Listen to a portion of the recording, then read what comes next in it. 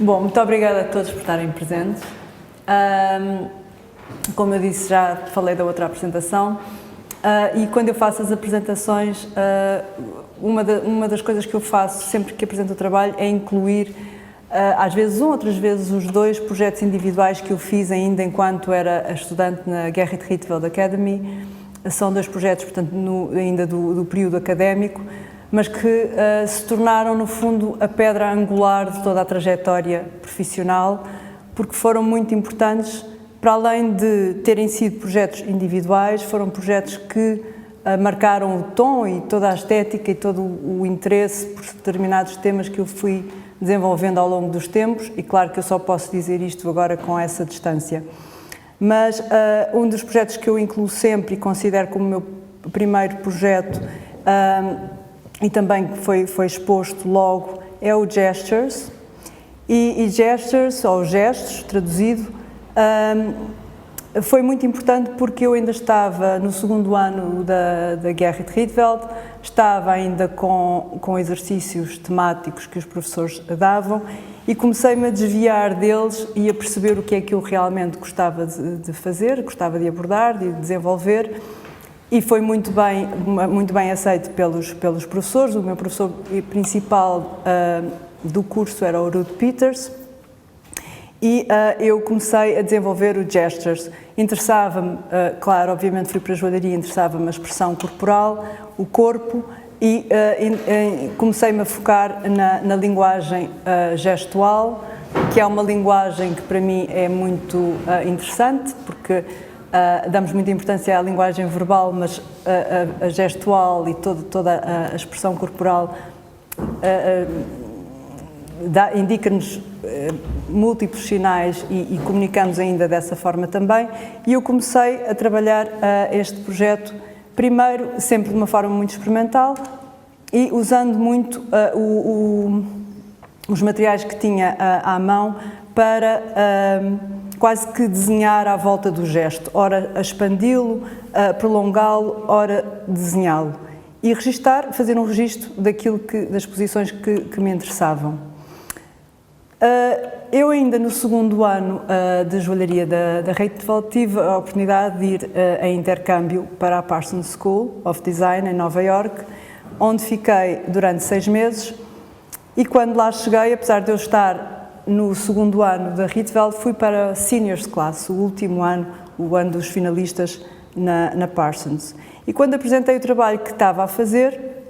a professora e orientadora do curso, a Lisa Gralnick, e o professor de técnicas, Rolando Negoita, gostaram muito daqueles gestures que eu já tinha feito e incentivaram-me a continuar. Então, Gestures tornou-se um projeto que foi modificando, foi ganhando outra configuração,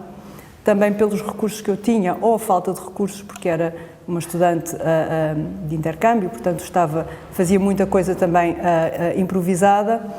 e o trabalho começou a ganhar mais volume, e de um desenho à volta dos gestos começaram a ficar peças mais robustas e que determinavam esses próprios gestos. Começaram a ser objetos mais para a mão, que pediam o manuseamento e o jogo da mão e promover o gesto, e continuei, fiz vários, este é um dos livros de esboços de lá, e fui experimentando vários materiais para conseguir esses objetos que não só a mão do usuário manipulava, mas que também convidava a outros a interagir. E cheguei a este moto, Behind Every Gesture is a Jewel, que depois me acompanhou durante todo o projeto, e estas imagens que eu fui também tirando fotografias e recolhendo recortes de gestos, também incorporei nas peças com estes anéis em resina, com imagens incluídas, e esta em alumínio, com imagens também sobre o metal. Depois, regressada da Parsons, ainda em 98, preparava-me para o ano final do curso, que foi em 1999, e nessa altura entrou para o departamento a Iris Eichenberg, que tornou-se a orientadora do curso e do projeto de finalistas, que éramos 3 finalistas, era eu, a Maureen Koch e a Philippine Dehaan, e a Iris não só orientou-nos no projeto, como também o objetivo é que o projeto fosse depois, culminasse numa exposição de finalistas. Toda a Rietveld, não sei se ainda hoje é assim, mas todos os departamentos fazem uma exposição e essa exposição depois vai ser analisada e existe o prémio, tu estiveste lá, não é, sabes? É ainda assim? Sim. Depois recebem o prémio... Ok. É um, sim, é um. E nós ganhamos com a nossa instalação o prémio Rietveld, que foi excelente, e eu trago-vos depois umas imagens da instalação. Para vos dizer, portanto, eu estava-me a preparar e, obviamente, que eu estava, isto é um contínuo e o Gestures ainda influenciou o Tools for the Subconscious, que foi o meu projeto de fim de curso. E esta peça, que é um exemplo de várias que eu fiz para o corpo, que ligavam partes do corpo, todas elas em malha, ainda se vê essa marca de gestures e de interação, do passou bem, etc. E que depois comecei a canalizar mais para os sentidos, para o lado sensorial e sensual do corpo, o corpo sempre como o instrumento principal do meu trabalho, mas não só como um corpo, um objeto ou um veículo formal, mas muito mais do que isso, um veículo onde obtemos toda a informação para realmente nos conhecermos. E comecei a focar-me em peças que enfatizavam os sentidos, sobretudo a audição e a respiração, com esta peça que liga o ouvido à boca, à voz, à expressão. Esta que liga o ouvido ao nariz, à respiração, portanto ao nosso ritmo íntimo, interior. Depois algumas que eram simplesmente para promover a introspeção, para a autorreflexão e como um auricular. Outras, mais uma vez, com a respiração, e depois mantenho esta vontade de ter peças em que o outro também interage, como a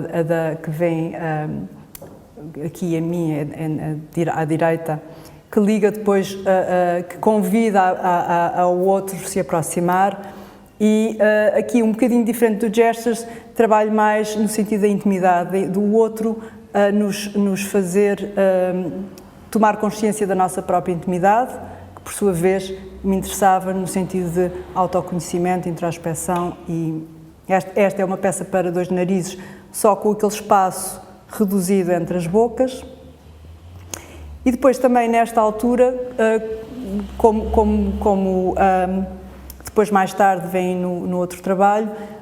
já era para mim clara esta ligação entre nós, o nosso ambiente, o natural, a natureza, o nosso corpo. E estas peças já realmente mostram essa marca com este colar que são uns auriculares, onde essa viagem interior começa a expandir-se para o exterior e, portanto, estas ramificações que poderiam ser veias ou ramos, e esta que usa o símbolo mais evidente de auscultação, o estetoscópio, é um exemplo. Existem outras peças em que também tem esta ideia depois de o interior e o exterior de estarem em comunicação, estarem ligados e haver essa sinergia. Esta é a instalação, e aqui vocês se calhar vão perceber também, com muitas das exposições que eu vou fazendo, o meu gosto pela casa, pelo espaço mais íntimo, uma escala mais humana, que já tinha sido fomentado naquela altura. Todas nós, tanto eu como a Maureen e a Philippine, tínhamos trabalho que era sobre a intimidade de cada uma de nós, e, portanto, fazia todo o sentido transformar o departamento nesta instalação que parecia uma casa, e fizemos mesmo esta estrutura, toda a escada, isto foi tudo construído. E trago-vos só um exemplo e depois ficámos muito felizes com o prémio. Em 99, regressei a Portugal terminado o curso, e comecei a trabalhar, e agora sou artista independente, profissional, e comecei ainda a trabalhar um pouco no Tools for the Subconscious, continuei ainda por uns tempos, e depois participei no Potpourri também com esse trabalho, e depois comecei a desenvolver outros temas, sem nunca deixar este gosto pelo protético, pela ciência, sempre no sentido, aquela estética para mim não é no sentido de dissecar e separar, é sempre no sentido de observar, de dissecar ou ir a fundo para observar e para ver o todo. Tem muito mais a ver com a integridade e com o juntar e com a cura do que propriamente o separar e categorizar e isso acompanhou-me sempre. Na altura estávamos na virada do século, de 20 para 21, e havia muitas notícias da descodificação do genoma humano, da engenharia genética, da manipulação de organismos, e eu comecei a trabalhar nisso, fiz um trabalho que se chamava Objetos Geneticamente Manipulados, que tinha a célula como principal elemento, que depois inspirou-me para fazer o tissue, vem um pouco daí. E o tissue é o tal projeto, a primeira exposição individual na Reverso, foi a primeira exposição individual de maior envergadura que eu também tive em Portugal. E foi onde começou tudo, a nossa colaboração de longa data. E tissue tinha como elemento principal a célula como um símbolo de identidade, mas também, neste caso, diferente do OGM, como elemento estruturante de padrões, de camadas, de revestimentos, e depois, continuando nesta lógica de pensamento, de segunda pele, e isso ligava-me, por sua vez, à joia também como um elemento que nos permite construir identidade e também é usado como uma segunda pele. Então estabeleci essa ligação e a partir daí fiz uma série de peças que me permitissem abordar das mais variadas formas esse tema. E com diferentes tipologias, pins, colares.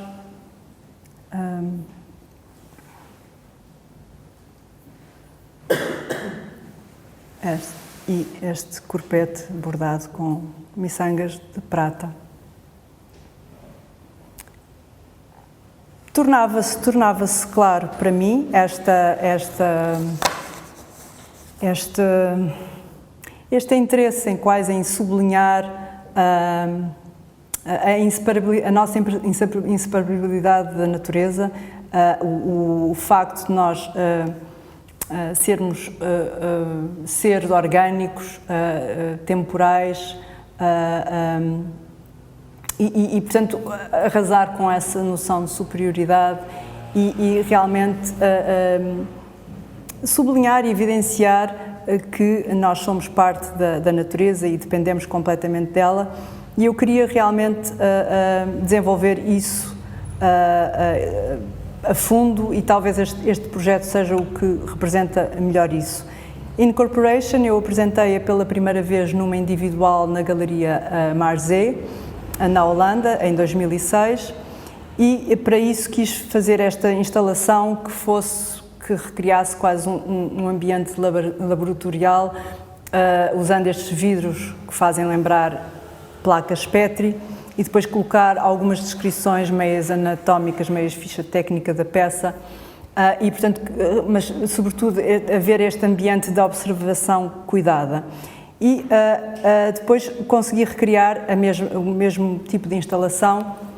noutros sítios onde expus, e um deles foi aqui na Galeria Reverso, e havia este acrílico, oval acrílico, que permitia ser uma grande placa Petri. Não, eram 10 anos, isto visto do lado de fora, era um 1 e um 0. Eram os 10 anos da Reverso. Daí. E resultou muito bem. E depois todo o projeto trabalha esta ideia de simbiose, realmente da inseparabilidade entre as formas, do mundo vegetal, do mundo animal, e quando eu falo animal também falo humano, dos órgãos, das peças parecerem ora órgãos, ora às vezes plantas, não se sabe bem se tratam de flores ou se tratam de partes do nosso corpo, e depois fui trabalhando numa série bastante extensa,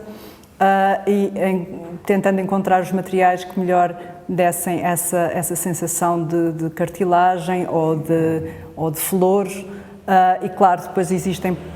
peças onde nós reconhecemos mais partes anatómicas mais visíveis do nosso corpo, mas outras mais microscópicas, quer seja por serem terminações nervosas ou glândulas ou secções, por exemplo, do cérebro, ou podem ser também plantas, e tudo isso se mistura e realmente acaba por ser, por ter como tema principal essa fusão dos mundos e de não haver realmente diferenciação.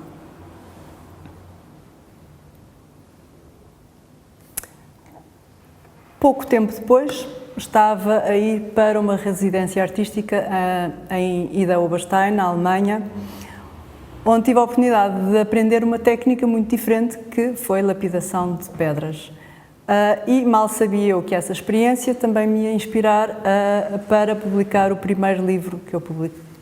publiquei, e depois também não saberia que isso depois ia continuar, não é?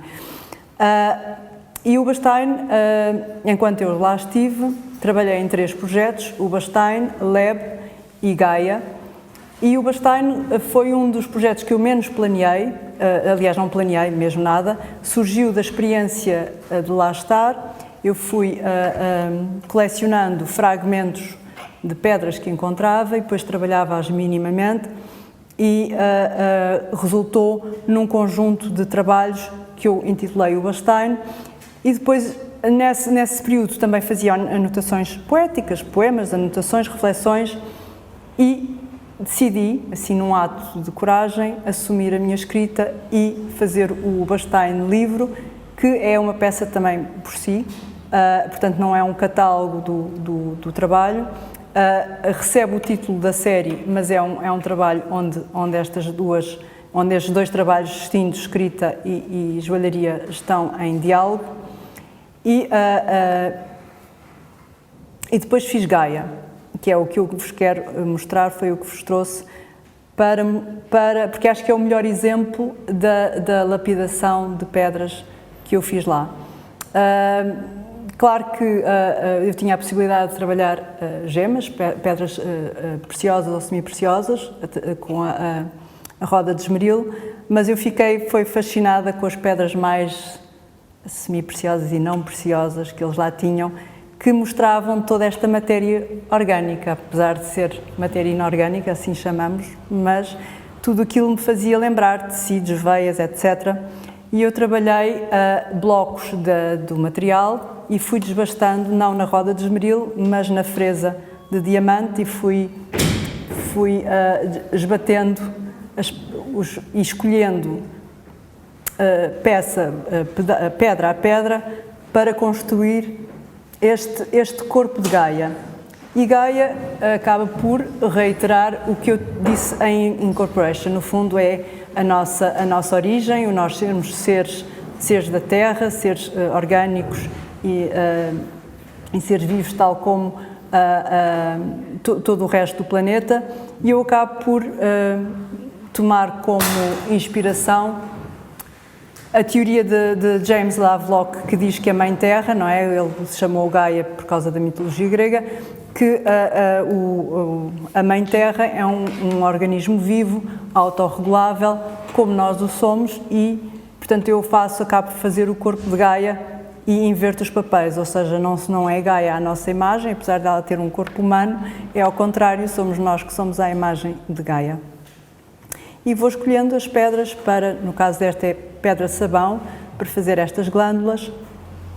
ágatas, jaspes, tudo aquilo que me levava a determinada parte do corpo que eu queria fazer.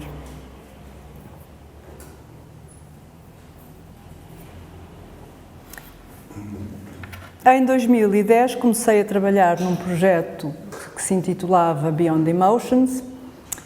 e em Beyond Emotions seria o segundo livro que eu iria publicar, também de uma forma muito espontânea, tal qual o Bastein, e da mesma forma o livro é homónimo da série. Existe uma série de joias Beyond Emotions e depois o livro que junta poemas e imagens das joias. E aqui, claramente, eu tinha assumido a minha escrita, tinha recebido a minha escrita como mais uma linguagem que eu, a partir daí, continuaria a juntar a todas aquelas que eu vou experimentando, e, portanto, não acontece comigo eu estar a fazer uma obra de joalharia e depois deixar isso para trás e fazer outra. Não, eu começo a ligá-las e começam a fazer parte de uma paleta mais alargada, que me permite depois, consoante aquilo que me apetece fazer, ir gerindo isso. E Beyond Emotions tornou-se também um projeto em que as joias ganham uma dimensão diferente, têm uma escala muito maior. Interessava-me dar-lhes um ar ambíguo entre escultura e joia. Não lá está para categorizar e dizer isto é joia. Não, pelo contrário, ao dizer-se, nós temos a percepção de que ambas estão muito próximas e não há este conflito entre elas. E foi um projeto que me interessou mostrar num espaço também com uma configuração de casa com esta escala humana, e encontrei a plataforma Revolver que recebeu o projeto no edifício Transboa Vista, em Lisboa, e que me permitiu fazer esta instalação, criar estas constelações no espaço e utilizar estes elementos também que nós identificamos como elementos que estão em casa, prateleiras, molduras, bengaleiros, que foram elementos que eu utilizei. Este trabalho também marca um período intenso a nível pessoal, de querer sentir que tinha de haver uma viragem, uma certa insatisfação, e portanto todo o projeto é bastante intenso e é sobretudo sobre a autossuperação, do ir além de emoções que condicionam e que limitam. E portanto também o título Beyond Emotions é quase que um trabalho alquímico de transformar o pesado no leve, mas sem deixar, sem pôr de parte a vulnerabilidade, ou pelo contrário, tornando vulnerabilidade como força. Este é um detalhe da instalação na plataforma Revolver e portanto, haviam estes conjuntos. E esta é a peça, talvez, que mais emblemática dessa autossuperação, com estas camadas em cabedal da imagem do cérebro, quase como uma tomografia, e que depois é a imagem que também existe no livro, uma das camadas. Depois continuei o projeto e fiz peças que já não estão no livro, e algumas delas fiz para depois incluir nesta exposição, e tentei também manter a escala da galeria. A Galeria Goldfingers em Copenhaga era muito menor, mas consegui manter com a cadeira sempre marcando a escala humana e, portanto, convidando também o visitante a aproximar-se das peças, e neste lado mais intimista fazer esta instalação com algumas peças, como por exemplo esta dupla espetada que já não está incluída no livro porque já foi feita posteriormente, ou este pendente.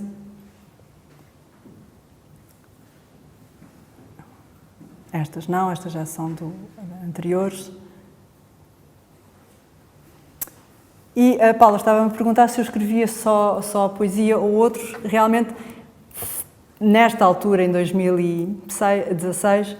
fui apanhada de surpresa a escrever mais, mas sobre o processo de trabalho, que é uma coisa muito, muito diferente.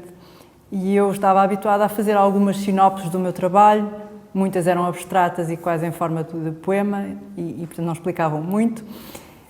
Mas nesta altura, portanto, estávamos em 2016, comecei a escrever intensamente sobre o trabalho e, sobretudo, pelo trabalho também que estava a fazer, que depois incluí no livro. Incluí 3 projetos neste livro, incluí fotografias do Arne Kaiser e os meus textos, o texto, que é uma reflexão, tem este lado reflexivo, também mistura poemas e citações e poemas de outros autores. E achei que era material válido para partilhar, porque não só era uma análise do meu trabalho, mas também poderia ser levada para o lado mais impessoal de uma análise do próprio processo criativo. E a analogia que eu faço, e talvez o projeto que mais mostre isso, é este que está no livro, Today I Am, Tomorrow Another One, que seria traduzido Hoje Sou, Amanhã Outra. Portanto, mostra toda a reflexão que eu faço, que tem muito a ver com também pelo facto de eu ter tido o ateliê durante muito tempo em casa e o gesto criador e todas as tarefas domésticas se misturarem, e de ver isso, de começar a ver isso não como um obstáculo, mas realmente de ver isso como os ciclos, a rotina diária, os ciclos da vida, dos dias, dos dias, tudo isso como quase a ser ajustado ao meu ritmo interior, à minha criatividade, e começar a ser realmente esses momentos mais que eu achava menos produtivos, que se tornavam campo fértil para organizar as ideias e realmente para ter vontade para ter novas ideias e começar a criar. Então todo o texto fala também dessa analogia do ingerir, do digerir, do assimilar, do transformar, do passar dos dias, das várias camadas identitárias a serem largadas, e isso ter muito a ver também com o ser e o devir, e portanto estar tudo ligado ao ato criativo. E portanto o que eu fiz foi usar também elementos da casa, de utensílios culinários, como eles começaram naturalmente a entrar no meu trabalho, como metáforas precisamente dessa prática diária de transformação, de ir mastigando e digerindo e assimilando e transformando as ideias e todas aquelas coisas que nós vamos projetando. E aqui com o cérebro, com um elemento também que já tinham visto na Beyond Emotions, fundamental para ligar a ação ao pensamento. Com dueto-duelo, esse lado, essa ideia de transformação mantém-se, mas aqui há um novo elemento que tem a ver com a imprevisibilidade daquilo que nós projetamos, das realidades que nós construímos e, sobretudo, com a temporalidade do desejo, o provisório. E faço pela primeira vez um projeto em que, desde o início, tenho clara a vontade de o mostrar em 2 partes. E então o que eu fiz foi o dueto parte 1, dueto-duelo parte 1, duelo parte 2, 2 posições seguidas uma à outra, no mesmo espaço que foi o espaço Sá da Costa, no Chiado, e, portanto, elas seguiram-se, era quase como uma peça de teatro com primeiro ato e segundo ato. E o espaço era perfeito, porque era o palco perfeito, porque eu queria que se vissem todas as peças juntas e, como vê a imagem, é onde se entrava no espaço, era onde estava a porta e, portanto, via-se tal e qual como está na imagem. E aqui vemos a peça central que cria esta tensão, com estas duas figuras e toda a paisagem à volta, como se fosse o exterior, que dessem pistas para a tensão iminente no centro. São duas figuras frente a frente, uma com a forma de um esqueleto e outra com a forma de um vestido de um fato de esgrima.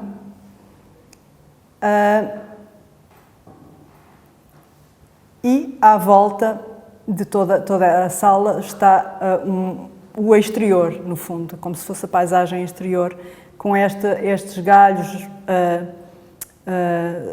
que pendem da parede, depois tem estas pulseiras suspensas deles, que são aquelas pulseiras que nós chamamos de escravas e, portanto, estão soltas, há ali, mas também sugerem suspense, o que é que vai acontecer daquele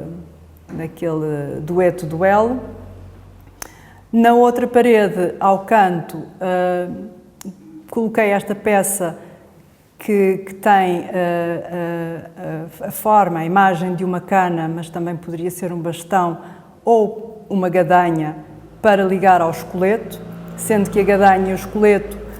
são o símbolo da morte, mas eu não queria usar o símbolo da morte de uma forma macabra, queria usar, para mim, muitas vezes, até nos livros, quando escrevo sobre a morte, tem a ver com transformação, com a passagem de um estado para o outro. E na mesma parede,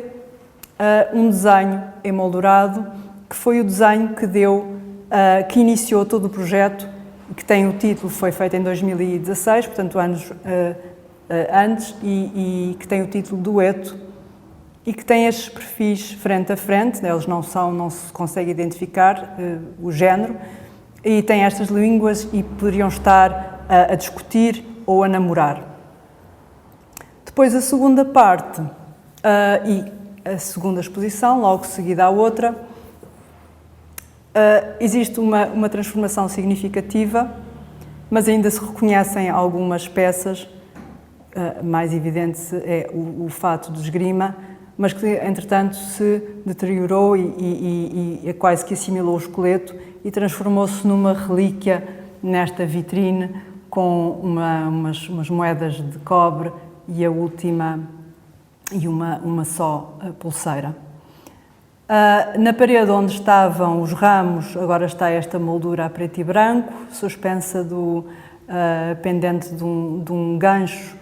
que é uma parte que faz lembrar a parte de um segmento do sistema límbico, mais precisamente do hipocampo, que tem a ver com a memória, com o registrar da memória e também como nós processamos isso e com o nosso comportamento também. E depois, suspensa do teto onde estava o bastão, temos este móvel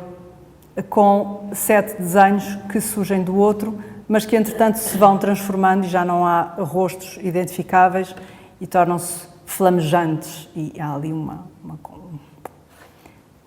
organicidade. Nesta altura, em 2019, também começo a ter um conjunto de poemas que me pedem para ser publicados e eu começo a fazer mais livros por mim, livros que eu própria faço, porque são livros muito pequenos, alguns de 20 páginas, outros de 40 páginas, e a escrita estava assumida e toma bastante o meu tempo e é uma parte da minha prática artística e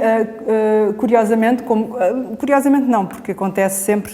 seja, tanto as outras linguagens influenciaram alguns dos textos que eu fui escrevendo, também os textos começaram a influenciar também o trabalho e às vezes trabalhos meus, projetos que tomam títulos de poemas ou frases de um verso que se torna o título de um trabalho e as coisas misturam-se e realmente escrever para mim também eu raramente escrevo um poema solto. Acontece, mas raramente. Então eles surgem também como séries, é quase como fazer uma série de joias. Eles são elos de uma corrente que depois, para mim é evidente que isso é um livro. Eles quase que me pedem, quando surgem, pedem, já são um livro. E então assim surgem. E acabam por influenciar todo o resto. E aqui é o caso deste Céu da Boca, um pequeno livro que eu publiquei em 2022, que junta poemas e ilustração. E serviu realmente de ponto de partida para o Céu e Boca. O Céu e Boca é um dos projetos que eu já fiz, uma das instalações que eu já fiz no meu novo ateliê, porque saí de casa, entretanto, passado 20 anos a trabalhar em casa, pronto, mudei-me para um espaço em que tenho local de trabalho e local de exposição e a partir daí estou nas 7 quintas, porque para mim é extremamente importante a instalação, é extremamente importante não ficar pelo trabalho, mas colocar o trabalho frente a frente, eu tornar-me observadora dele e a partir daí, como observadora, também me inspirar nele e continuar. Perceber, porque para mim é sempre uma surpresa aquilo que eu faço, portanto, torno-me observadora e então continuo e isso alimenta. E também perceber como é que os trabalhos realmente, qual é... como é que eles sobrevivem também a este diálogo e por isso, por ter esse espaço, pude praticar esse trabalho com mais assiduidade, ir fazendo trabalho e combinando, instalando e vendo, e realmente isso permitiu que eu fizesse um projeto que não estava, acho que não seria possível de o fazer se não tivesse esse espaço, que é o Céu e Boca, em que eu faço a primeira exposição. Por exemplo, esta é uma peça da primeira exposição Céu e Boca em 2023 e depois tenho essa exposição e apetece-me fazer uma segunda, porque apetece-me fazer novas peças e uma nova combinação. E então surge aí quase uma série de exposições, que eu acho que vou fazer a terceira e depois se calhar a quarta, vejamos, mas que são todas sobre o mesmo projeto, mas que acabam por ser exposições diferentes. Eu aqui trago-vos imagens das duas, sem separação, para verem que, portanto, a ideia também é de formas de retirar qualquer distinção entre elas e de ser peças que são esculturas e joias e pinturas e todas elas juntas sem qualquer hierarquia e que o que interessa é criar esta paisagem onde todos esses elementos a compõem. E, portanto, acabam por haver formas que se repetem de uma para a outra, ou pequenos elementos, e todos eles trabalham para o mesmo sentido, que é o Céu e Boca como uma reflexão sobre a ideia de paisagem como algo intrínseco à natureza humana.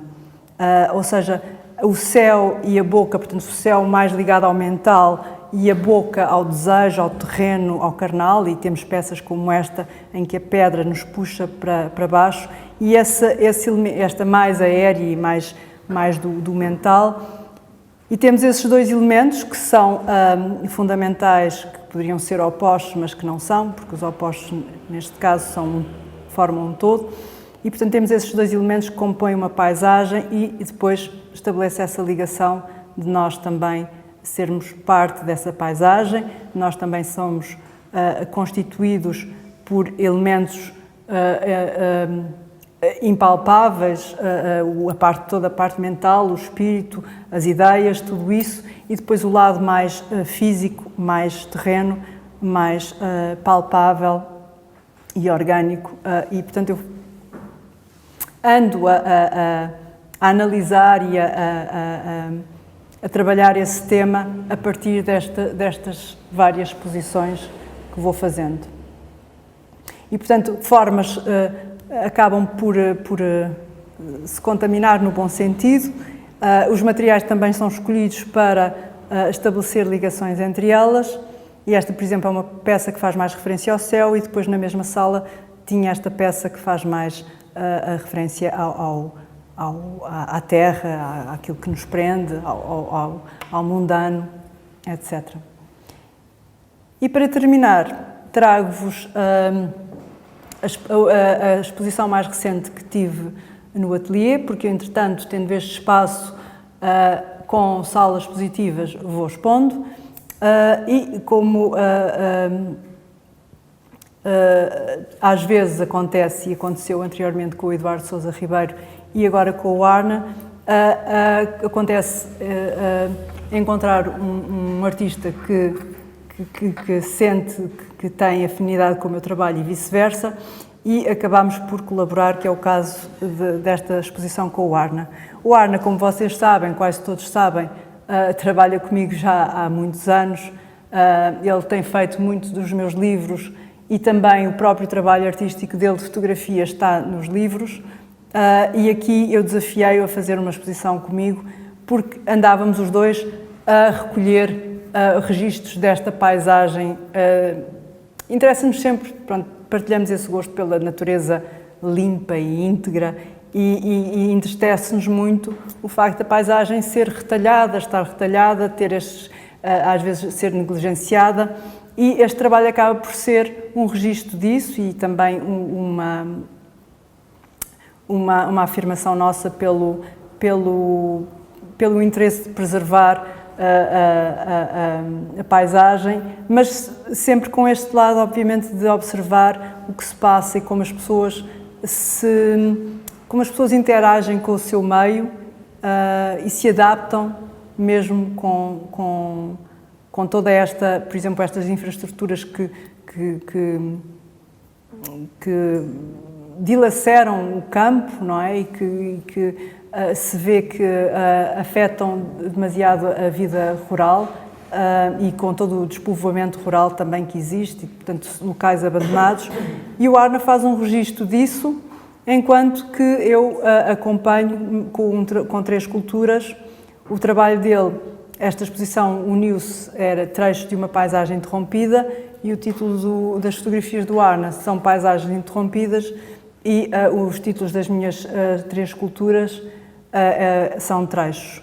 E eu trabalho estas esculturas inspirada na fragmentação, como também um estímulo a se reanalisar, reavaliar e recompor. E são todas feitas através de camadas de material.